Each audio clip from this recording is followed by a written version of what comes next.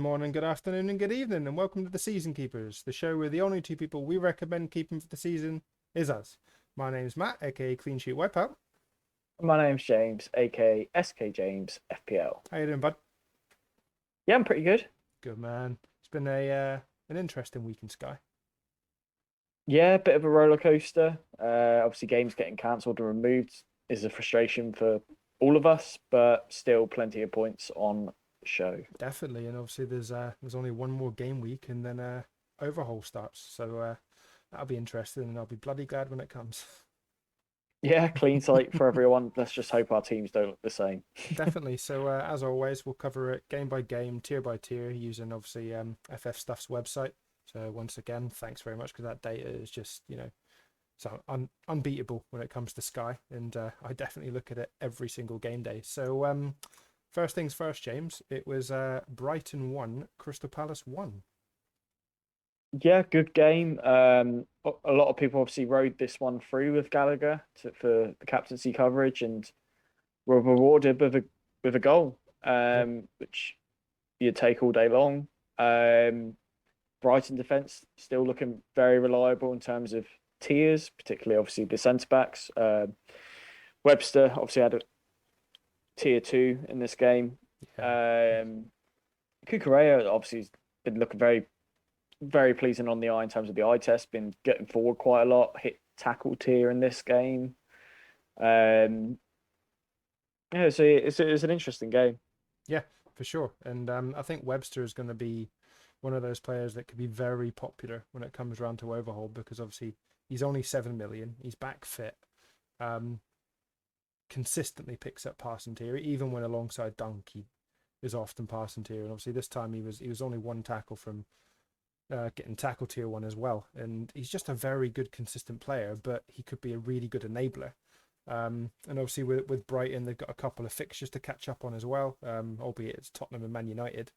But yeah, I think it's worth taking that into mind, and I wouldn't be surprised at all to see Webster in a lot of teams. A decision I think will have to be made on Gallagher though, because yes, he's been brilliant for Palace, but Palace have only got one fixture to catch up on in Watford. I don't think their fixtures are amazing between now and the end of the season, but as proven, if there's a single game day with Palace, he becomes, a key option. So possibly given his price and given the lack of midfield options, I think Gallagher may end up just generically being in a lot of midfields at only 7.3 million. I think he'll be in my team at overhaul just because of how cheap he is, and also it probably hurt you quite a bit when he does play and obviously returns. Yeah, definitely, and he is consistent. Like he was once again only one tackle away from tackle tier.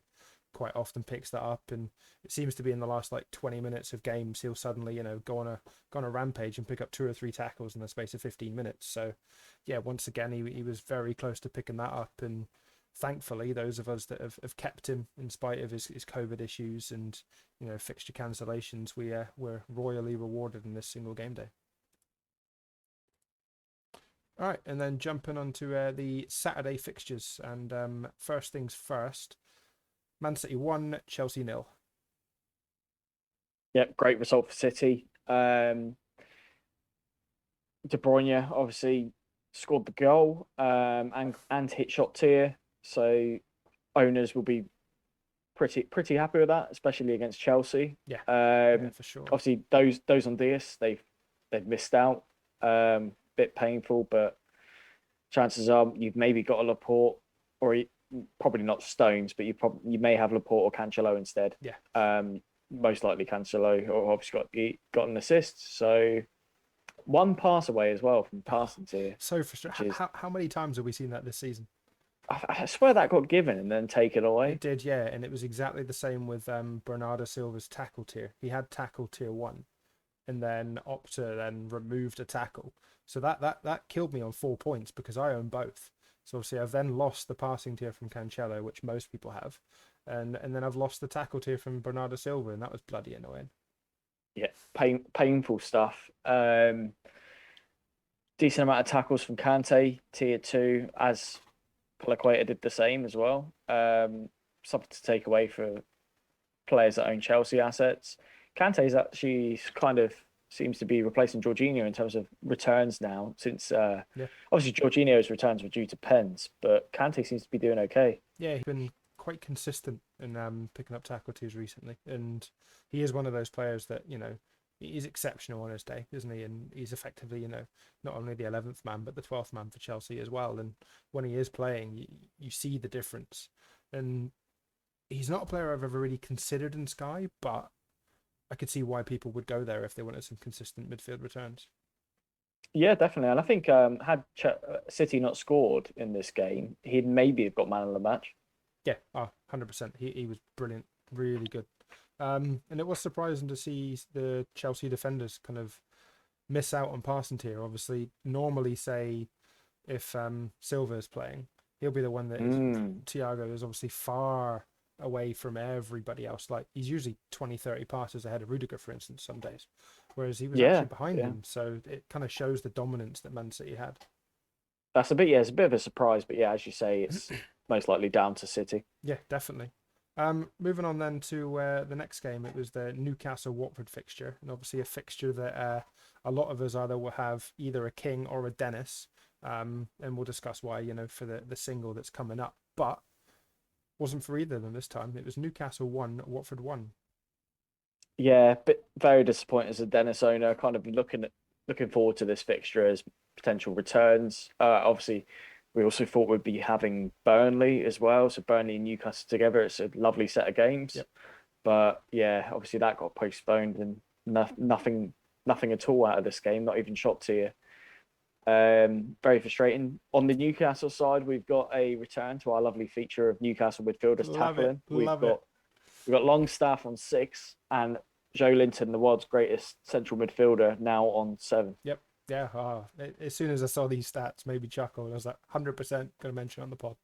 He is very impressive in He central midfield. It's like what he was made to do. He's very strong, shields the ball, can carry the ball forward. Much better than when he's up top. Completely agree. Yeah, and it was frustrating for that Watford Burnley game to be postponed because I was all set to go to either King or Dennis. I hadn't decided yet. And once that fixture got postponed, I thought, well, I'm not going to captain him on this day, so I'm going to avoid. So obviously that kind of paid off avoiding this fixture this time round. But it does mean that in my team 1, I'm without an asset this Friday, which is a gamble. But given how close overhaul is, I think I've just made the decision that I'm going to skip it. And we'll come on to those fixtures shortly. Yeah, I think I don't have a Watford or Norwich player in one of my teams, and I'm probably going to skip as well. Yeah, agreed. The player in the away team in this next fixture is the one that I kind of wish I'd never brought in and just went straight for a Watford player. And that player is DCL. Norwich DCL. 2, Everton 1. Useless sack of shite. That's basically it. Yeah. One shot, 5 passes. Against Norwich as well. Yeah, exactly. This is the fixture where you thought, I'll make up the ground. Yeah, Mr. Penn. Just a terrible transfer that I wish I didn't do. Same, 100%. It's been frustrating, but it's the end of Rafa Benitez, and that could potentially mean that we see a different Everton post overhaul. I'm still not. I bloody hope so. I think I've been burnt by Everton too many times now, and they've got 3 fixtures to catch up on, and it's Burnley, Newcastle, and Leicester. So they're 3 good fixtures. But I'm going to have to see a lot more from them before I even attempt to go near someone like DCL again. I've been stung so many times by Everton players. Yeah. Just makes you not want to go back. No. Like Damari Gray, bloody Digne when he was at Everton. Yep. DCL. It's just, it's annoying. Exactly. So, yeah, I want to see a lot more because it's obviously Duncan Ferguson that's taken over as interim. I want to see a lot more from Everton in the forthcoming fixtures before I even look at any potential 2-for-1s and 3-for-1s when those Everton doubles gets announced. The next fixture pains me, and obviously probably both of us, but if quite a few of you, for instance, in Sky have hold 1 Sa, you've come out of this very well. It was Wolves 3, Southampton 1. Yeah, I very much miss owning Sa in the game. So good. 9 saves. It's just outrageous, really. very strong. And obviously those that went Ward-Prowse for a captaincy day for Southampton, Yep. maybe still on him, got a goal and shot tear out of it. Obviously, what a goal it was. Oh, it's absolutely stunning, and it was on another one of those players that is sitting on 3 tackles, so very unlucky not to hit tackle tier. But yeah, absolutely stunning strike, 40 yards out. It was the old knuckleball that none of us have really seen from him before. Normally he whips it over the wall, top corner, keeper can't do anything about it. This had no chance. Yeah, beautiful goal, Yeah, but sensational. I think Wolves for me are a team that I've stupidly avoided in Sky, and I might have to reconsider that kind of post overhaul. Obviously, looking at the fixtures, they've got a couple to catch up on as well, and Wolves is one of them. I think Arsenal away is the other. Someone like a Sarr or a Kilman, I think, could be decent options because they're just consistently keeping clean sheets at the moment. Did you say Wolves as a catch-up fixture for Wolves? For Watford. Oh, okay. Sorry. Yeah. If I said Wolves, I apologise. I meant Watford. Watford at home and Arsenal away. Cool. So yeah, I think for me, I might genuinely have to strongly consider one of them because, for instance, Max Kilman, he's so cheap, and when they keep clean sheets, you're looking at a 7-pointer there, and the only consideration really is how much money I want to spend at the back, because when you've got, say, Cancelo, Laporte, Trent, Van Dijk, for instance, as a 4, you're probably looking consistently minimum 5 points because they'll always pick up passing or an assist. And then, you're largely looking at 10, whereas Wolves, for instance, for a Kilman, isn't really looking anywhere near passing tier. So if they do concede, it's going to be a 2-pointer. So it's those kind of things I want to look at. But if we do get a Wolves single game day, for instance, someone like a Sarr, I think it's a great shout. Agreed. Right, and then jumping onto the game that no doubt pissed a lot of people off in terms of a Man United captaincy if you gambled that way.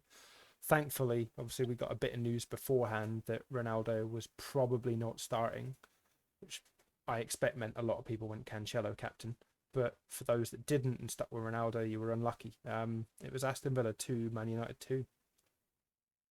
A very, very good game, and a lot of tears were hit in this game. And obviously, very good performance from Bruno.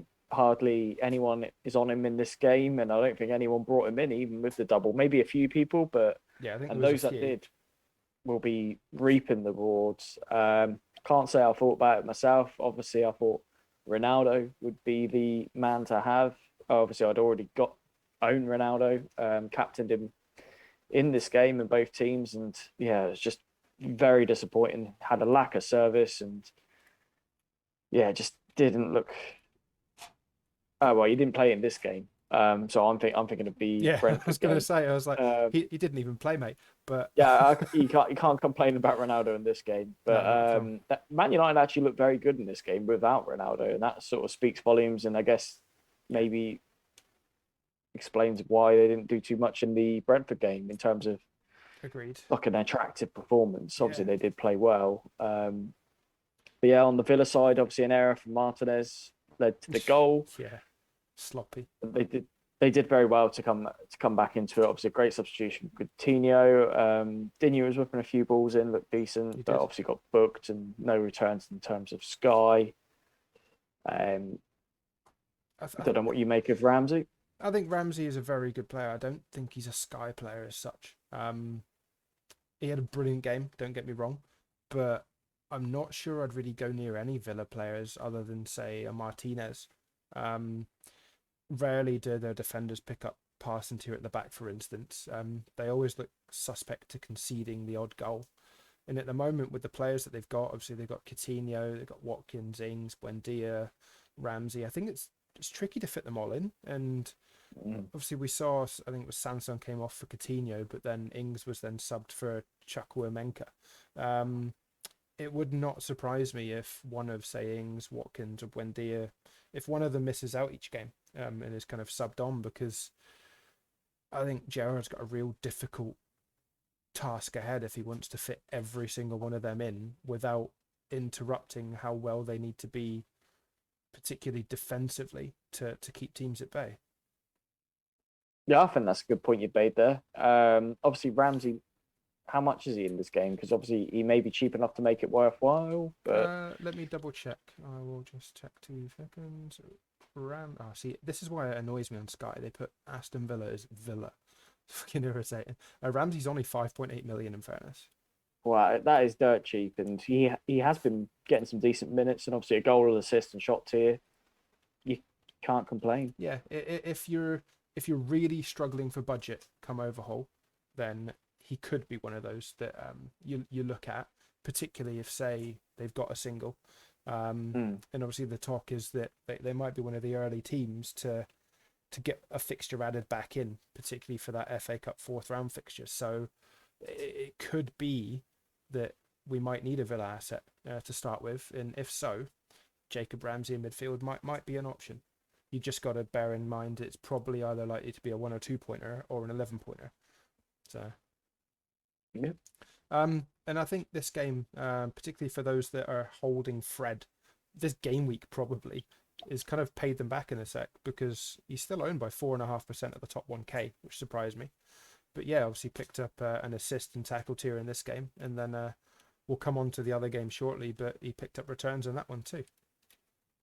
Yeah, I nearly went there myself.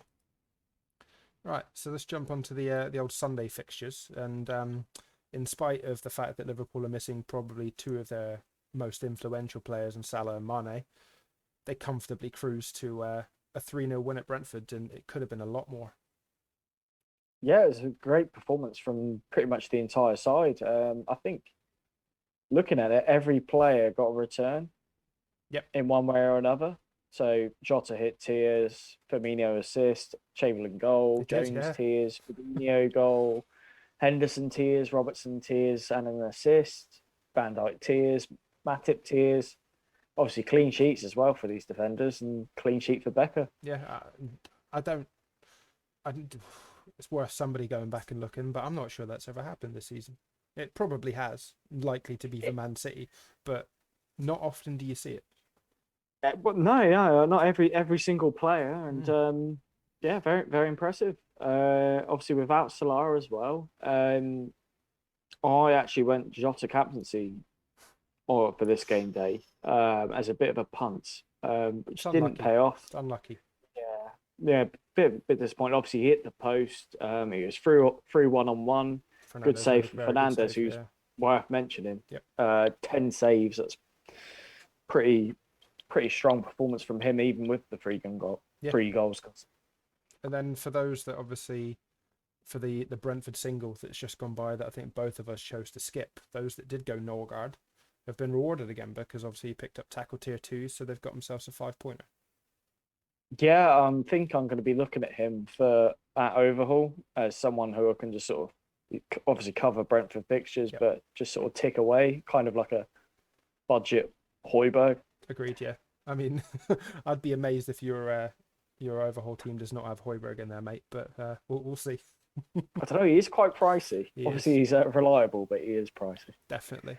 And then moving on to obviously the final game on the Sunday, and a game in which the majority probably went Jared Bowen, and thankfully he got the return. It was West Ham 2, Leeds 3.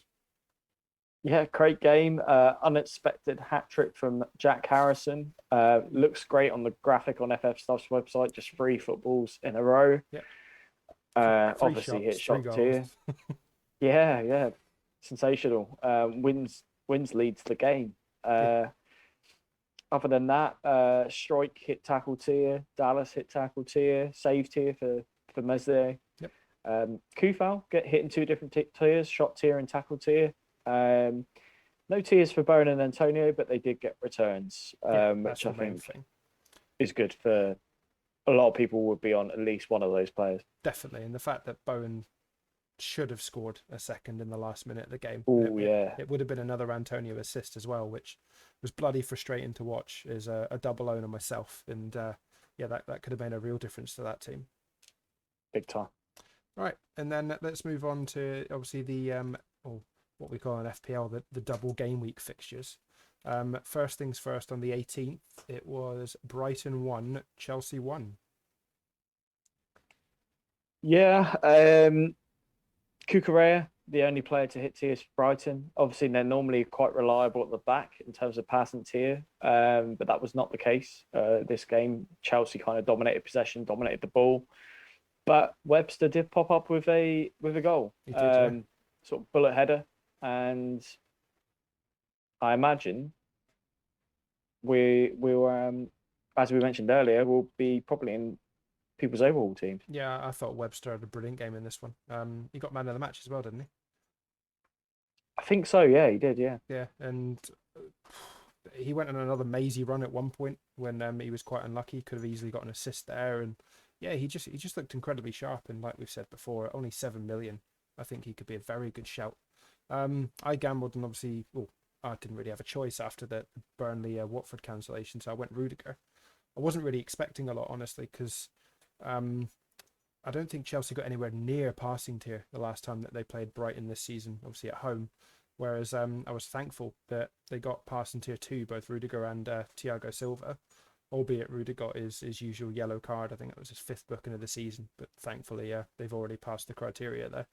But yeah, I took the little return for double to wait, and we move on. But Chelsea, I don't think will be in anybody's mind post overhaul, because obviously they blank in 3 out of the next 4 weeks post this weekend's fixtures. Then they've got a very nice run for a good 6-7 weeks solid. At that point, those that have got transfers in hands may well look to pile on Chelsea. But to start with, yeah, I can't see anybody having them. No, I'm agreed on that. I'm losing my patience a little bit with Mount in one of my teams. It's Sort of understandable. been blanking a little bit or getting rotated. It's just yeah, I can't see him surviving my overall team. Nah, definitely not. All right, then jumping on to last night's fixtures, and first one, an absolute cracking end to this game. It was Leicester 2, Spurs 3. Yeah, sensational end to the game. Bergwijn with obviously the 2 late goals, and obviously an assist for Harry Kane in one of those, and great return for him. Goal, assist, and shot tier. We're seeing the returns we kind of expected earlier in the season. Fucking typical. Oh yeah, you big time. I hold on to him throughout a period. I think it was 2, 2, 2, 2, 4. I get rid of him. Ever since I got rid, 8, 7, 9, 5, 16. Oh dear. Pathetic. That sums it up, doesn't it? It really, that's Sky all over. It's frustrating, but it is what it is at the end of the day. And I think depending on obviously the fixture announcement, Spurs have got a few fixtures to catch up on themselves. The Burnley, Brighton, and Arsenal. So Harry Kane could well find his way back in my team at some point. Yeah, no, he's in form. Yeah, for sure. Obviously on the Leicester side, I think Maddison could be a good option.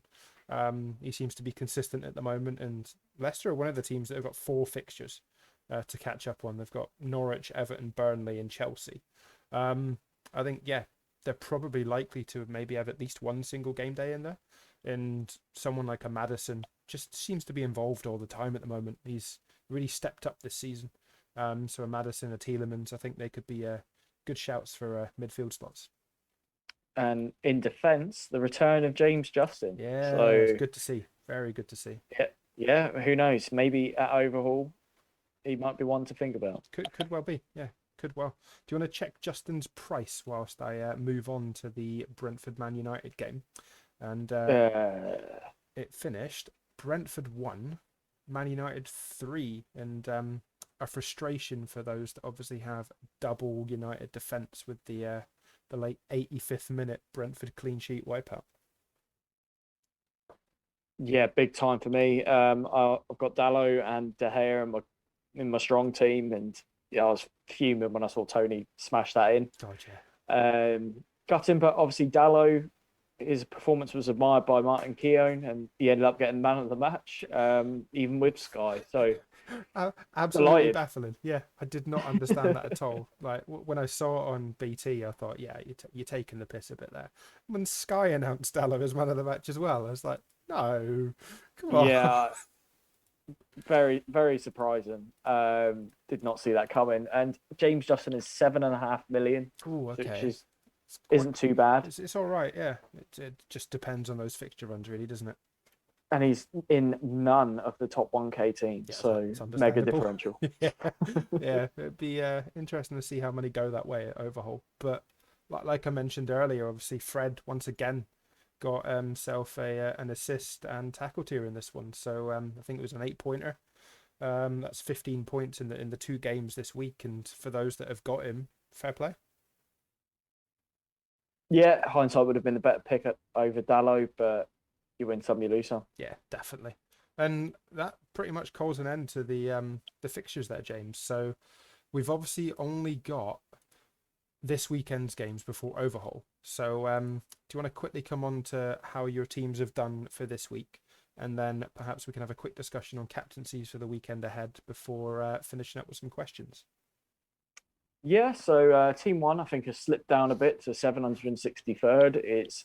Got 88 points this week, 20 from Laporte, 10 from Cancelo, 9 from De Gea. Diaz, nothing from him because he was on the bench. Yeah, that's frustrating, isn't it? Yeah, it is. Sort of, obviously, I've got triple defense there, so I was guess sort of if one of them misses out, I should get the other one. Gallagher on 16, Mount on 5, Bowen on 16. Disappointment from Damari Gray, Ronaldo, Dennis, and to a certain extent Antonio, all on 2 or 4 points. On to team two, which I think is sort of maintained rank. It's 154th. Weekly points was 95. 9 for De Gea, 10 for Alexander Arnold, 10 for Rudiger, 20 for Cancelo, 6 for Dallo, 16 for Gallagher, 8 for Bowen, 2 for Rice, 8 for Jota, 4 for Ronaldo, and 2 for that prick Calvert-Lewin. And Love it. yeah, very frustrating. Probably going to stay in my team to overhaul just because I can't be bothered to get rid of them. That's fair. So how many transfers you got on both teams then? I'm on 18 in both. Okay, so it's not too bad. You're pretty well set then post overhaul. Yeah, I think it's like sort of around the average. Yeah, So I'm happy with that. And that Watford Norwich fixture. Obviously, I don't have coverage in my stronger team. I just think it's a skip. I really do. Yeah. I think I'll regret it if I do. Like, you don't want to chuck Dennis in or whatever for a 2 pointer. And Exactly. then if I did that for Calvert Lewin, then sod's law, he'd Yeah, score against yeah, Villa. So for it's just sure. not worth the pain. No, no, I fully agree. For my teams, I'm just about treading water in my main team, which is beginning to kind of be a bit of a bugbear. Got 94 points in that one, sat at 1499. It's frustrating, but I am only, I think, 50 points away from halving my rank, for instance, in that one. So it still shows how tight it is. But yeah, just things haven't fallen my way, and I'm hoping to make some good decisions kind of post overhaul to really draw that one back because that's sat on 21 transfers. And then for me, team two, which I've taken a few punts that have paid off, but it has meant that I've kind of ended up using some more transfers. So I've got 15 left in that one. I'm not planning to use any more until overhaul, and that's sat at 684. So I think it's going to be two very different tactics for overhaul. One team that I can maybe attack a few fixtures to try and make up some ground, and the other one I'm going to try and pick a few differentials, but I don't want to go too crazy because I think it's well set, even though the transfers are a little bit lower. Yeah, special. Looking at then captaincies for the weekend ahead. So obviously Friday the 21st, I think it's a tricky one because if you're not already on a Watford asset, I think we're both in agreement that it's probably a skip now, isn't it? Yeah, I think so. Whereas if you are, it's very likely to be a King, a Dennis. And yeah, they could go off, and obviously we could both suffer for that. But personally, I'll be fingers crossed that it's a blank or maybe a Norwich 1-0. I think Saturday's quite tricky for captaincy choice. Obviously, the Everton Villa game is the early kick-off, but I ain't touching DCL as captain. He could jog on. You've then got, say, Leeds Newcastle. Rafinha, if you're still on him, could be a good shout. Man United West Ham, I think, will be a tough game. Or do you just play it safe at this stage and go Cancelo with a kind of 5:30 game against Saints? I think he will very much play. Likely clean sheet against Saints, to be honest, and just take the points and run at this stage. Yeah, I think Cancelo is going to be the tempting captain. Um, you could consider Ronaldo, but I'm not sure after that performance. No, I don't think I'd go there. And then on the Sunday, again, I think it's tough. It all depends. Say if that Arsenal Burnley fixture does go ahead, who knows with Burnley at the moment. If you're on, say, Gabriel defensively, I think that could be a good option. If not, I think a lot of people are going to be on Trent. He's obviously 57.2% owned in the top 1K. I think he'll be the highest owned captain. For me, I've got Van Dijk, so I'll probably captain VVD against Palace. Yeah, that's solid. Oh, obviously I could go Jota again, but I might go Trent just because it would kill me for Jota to not do anything again. Yeah, I think Trent's probably the safer one. And obviously, Yeah, it's technically at the moment the last game day before overhaul kicks in, so could be some big swings this weekend depending on captaincy choices. big time. Right, we've got a few questions to finish up on, James. So one from FPL Buddy: who are the players who you feel like must-haves in Sky for your overhaul draft from a fixtures point of view? Obviously Cancelo, Yeah, even agreed. though they've got like probably less games. Um, it feels like a 9-man game minimum because I think Cancelo and Salah are going to Yeah, be in there. Cancelo, Salah, probably even Trent. Um, Yeah. Oh, yeah, and they've obviously got a couple of games to catch up on. I think Arsenal, someone like Ramsdale, for instance, could be a good shout as a keeper because they've got 4 fixtures to catch up on. So for me, Ramsdale is very much in my thinking as my possible goalkeeper. yeah, I think Ramsdale, Sarr, I think are the keepers to consider. Um, I wouldn't say Rudiger is essential anymore. Nah, definitely not. Um, I'd say maybe Bowen would be someone that should probably deserve to stay Yeah, in your overhaul team. yeah. In spite of Um, the fact they don't have fixtures to gain, I think Bowen is on the form at the moment, isn't he? yeah, I mean, Bowen's probably going to do more damage than someone that plays 4 more fixtures than him, just because Yeah. he'll probably score in the games he plays, whereas bloody Brownhill won't return. Yeah, I was going to say we haven't even touched on Burnley, and they've got 5 fixtures to catch up on. It could even be 6, depending on if that Arsenal fixture goes ahead. But honestly, other than Nick Pope, who personally I wouldn't go near because the fixtures they've got to gain are Tottenham, Villa, Everton, Leicester, Watford, and potentially Arsenal. I can only see Burnley keeping like maybe 1 clean sheet in there, if that.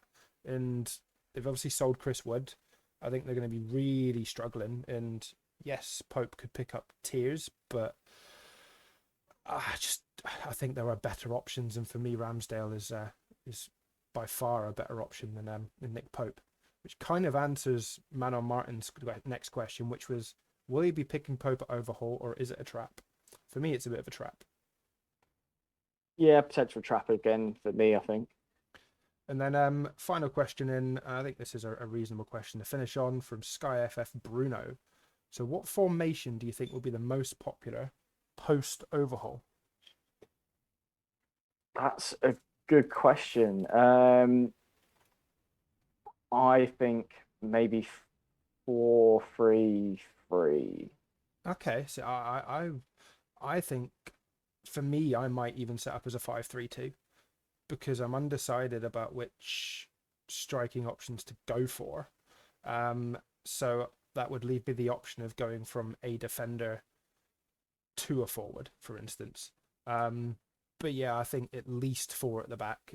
We're very unlikely to see many teams with 3 at the back, for instance, in this format because, as we've seen, the points are there defensively, and as we get closer to the end of the season, I think teams are just going to tighten up even more. So you're probably likely to see more and more defensive holes, particularly from the likes of Chelsea, Liverpool, Man City, and that's where the points are going to be. Yes, fair point. Right then, I think that is a good point to end the podcast, James. And so we've got 1 week left, and then we will probably come back with a review. And then, dependent on when the overhaul period ends, obviously, if we get those kind of, I think it's February the 5th fixtures potentially thrown in, then we might come back with a an earlier overhaul podcast. If not, it'll be a couple of weeks, and then we'll return with that one. Yep. All right then. Well, on that note, as always, mate, it is a goodbye from me. And goodbye from me. Cheers, guys.